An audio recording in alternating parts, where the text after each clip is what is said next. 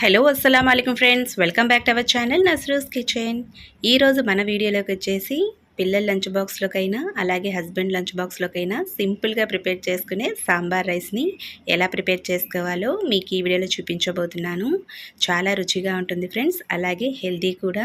So మనం దీనిలో ఎక్కువగా వెజిటేబుల్స్ని యూస్ చేస్తున్నాం కాబట్టి మనకెంతో ఆరోగ్యకరం. సో ఎటువంటి కూరలు లేకుండా సాంబార్ రైస్ని మనం ఇలాగే తినేయవచ్చు. మరి టేస్టీగా ఉంటుంది, పిల్లలు కూడా ఇష్టంగా తినేస్తారు. మరి దీన్ని ప్రిపేర్ చేసుకోవడం కోసం ముందుగా అయితే ఒక బౌల్ని తీసుకోండి.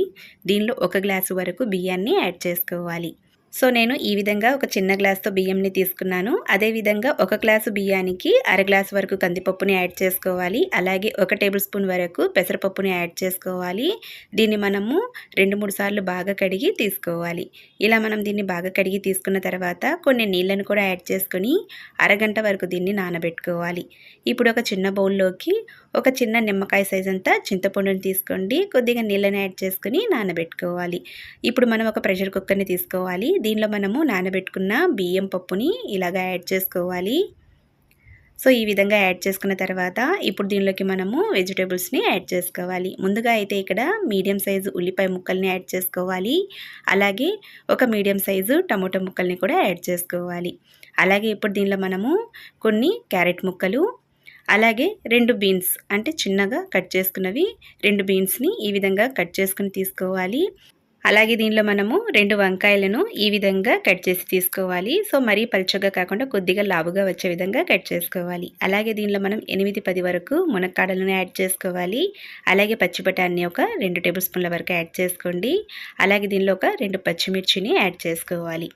ఇప్పుడు దీనిలో మనము 1/2 టీ స్పూన్ వరకు పసుపుని యాడ్ చేసుకోవాలి. అలాగే 1 టీ స్పూన్ వరకు కారంని యాడ్ చేసుకోవాలి. అలాగే 1 టీ స్పూన్ వరకు సాంబార్ పౌడర్ని యాడ్ చేసుకోవాలి. అలాగే దీనిలో మనము 1/2 టీ స్పూన్ వరకు జీలకర్రని యాడ్ చేసుకొని ఇప్పుడు దీనిలో నీళ్ళని యాడ్ చేసుకోవాలి. సో 1.5 గ్లాసు వరకు మనం ఇక్కడ బియ్యం అలాగే పప్పుని యాడ్ చేసాం కాబట్టి 5 గ్లాసుల వరకు నీళ్ళను యాడ్ చేసుకోండి. సో ఇక్కడ నేను 4 గ్లాసులను యాడ్ చేసుకున్నాను. అగైన్ నేను ఇక్కడ 1 గ్లాస్ ఎక్స్ట్రాగానే యాడ్ చేసుకున్నాను. మొత్తం అయితే 5 గ్లాసుల వరకు నీళ్ళని యాడ్ చేసుకొని పైన మూత పెట్టుకొని దీన్ని మనము స్టవ్ పైన ఉంచి 5 విజిల్స్ వచ్చేంత వరకు కుక్ చేసుకోవాలి. ప్రెషర్ తగ్గాక ప్రెషర్ ఈ విధంగా తీసుకొని చూడండి, 5 విజిల్స్ తర్వాత మనకు రైస్ కూడా చాలా బాగా కుక్ అయిపోయింది. ఇప్పుడు దీనిలో రుచికి సరిపడా కొద్దిగా ఉప్పుని కూడా యాడ్ చేసుకొని ఒకసారి బాగా కలుపుకోవాలి.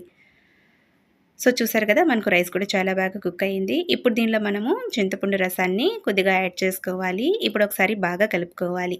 ఇలా కలుపుకొని స్టవ్ ఆన్ చేసుకొని స్టవ్ పైన దీన్ని మనం ఉంచి ఒక 2 నిమిషాల వరకు లో ఫ్లేమ్లో కుక్ చేసుకోవాలి. సో ఇప్పుడు వేరొక స్టవ్ పైన ఒక ప్యాన్ని ఉంచి దీనిలో మనము 1 టేబుల్ స్పూన్ వరకు నెయ్యిని యాడ్ చేసుకోవాలి.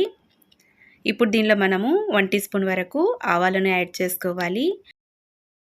అలాగే 1/2 టీ స్పూన్ వరకు జీలకర్రని యాడ్ చేసుకోవాలి. ఒక 10 వరకు మెంతు గింజలను యాడ్ చేసుకోండి. అలాగే దీనిలో మనము ఒక 2 ఎండుమిర్చిని స్ప్రెడ్ చేసి యాడ్ చేసుకోవాలి. అలాగే 1 టేబుల్ స్పూన్ వరకు వేరుశనగ పప్పుని యాడ్ చేసుకోండి. మనం కచ్చా పచ్చాగా దంచిపెట్టుకున్న ఒక 5 వెల్లుల్లి రెబ్బలను కూడా యాడ్ చేసుకోవాలి. ఇలా అన్నీ యాడ్ చేసుకొని లో ఫ్లేమ్లో ఫ్రై చేసుకోవాలి. అలాగే కొన్ని కరివేపాకు రెబ్బల్ని యాడ్ చేసుకోండి.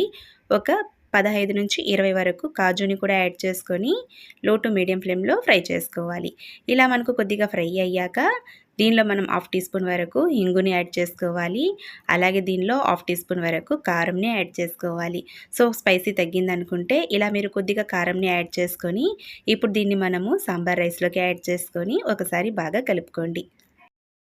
సో ఇలా కలుపుకున్న తర్వాత కొద్దిగా చాప్ చేసుకున్న కొత్తిమీరని కూడా యాడ్ చేసుకొని స్టవ్ ఆఫ్ చేసుకొని సర్వ్ చేసుకుంటే ఎంతో టేస్టీగా మనకు సాంబార్ రైస్ అనేది తక్కువ టైంలో ఇంట్లోనే సింపుల్గా ప్రిపేర్ చేసేయవచ్చు.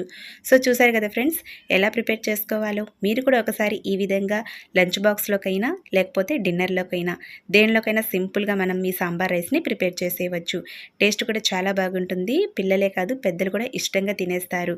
మరి మీరు కూడా ఒకసారి ఇలా ట్రై చేసి ఎలా ఉందో నాకు కామెంట్స్లో తెలియచేయండి. అలాగే నా ఛానల్ని లైక్ చేయండి, షేర్ చేయండి. మరొక రెసిపీతో మళ్ళీ కలుద్దాం. అంతవరకు thanks for watching. Bye friends.